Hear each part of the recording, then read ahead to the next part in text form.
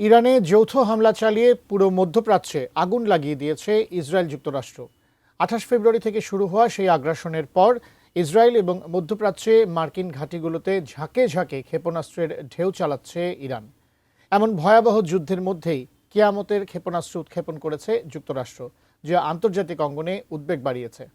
চলমান যুদ্ধের মধ্যে কিয়ামতের ক্ষেপণাস্ত্র পরীক্ষা চালিয়ে ইরানকে কী বার্তা দিল যুক্তরাষ্ট্র? বিস্তারিত জানাচ্ছেন শেখ ফরিদ।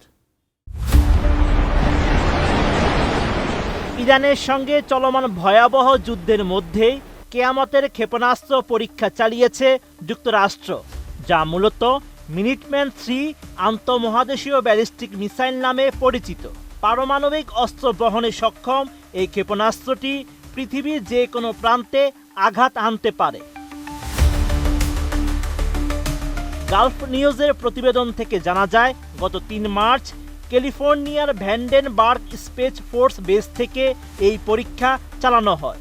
উৎক্ষেপণের পর ক্ষেপণাস্ত্রটি কয়েক হাজার মাইল পাড়ি দিয়ে মার্শাল দ্বীপপুঞ্জের কোয়াজালিন প্রবাল প্রাচীরের নির্দিষ্ট লক্ষ্যবস্তুতে আঘাত আনে।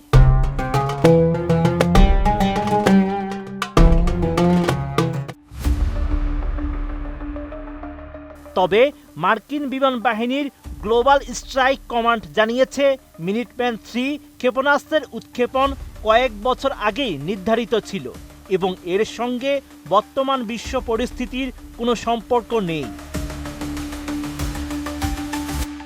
মিনিটম্যান 3 খ্যাতি পেয়েছে ডুমসডে মিসাইল বা কেয়ামতের ক্ষেপণাস্ত্র হিসেবে।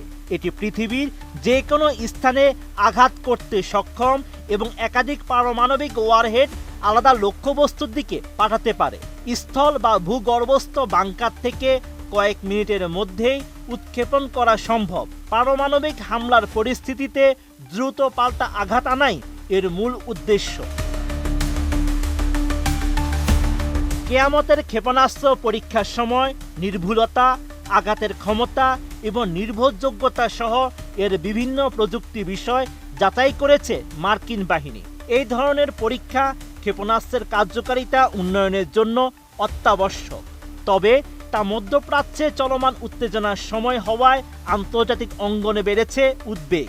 যুক্তরাষ্ট্র ও ইসরায়েল গত ২৮ ফেব্রুয়ারি থেকে একযোগে ইরানে বিমান হামলা চালাচ্ছে, পাল্টা আঘাতও করেছে Tehran.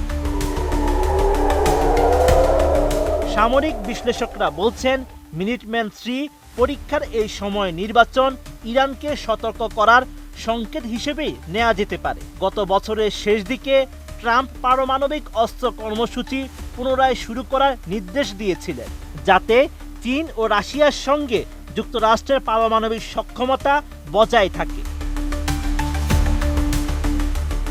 Sheikh Farid, ATN news.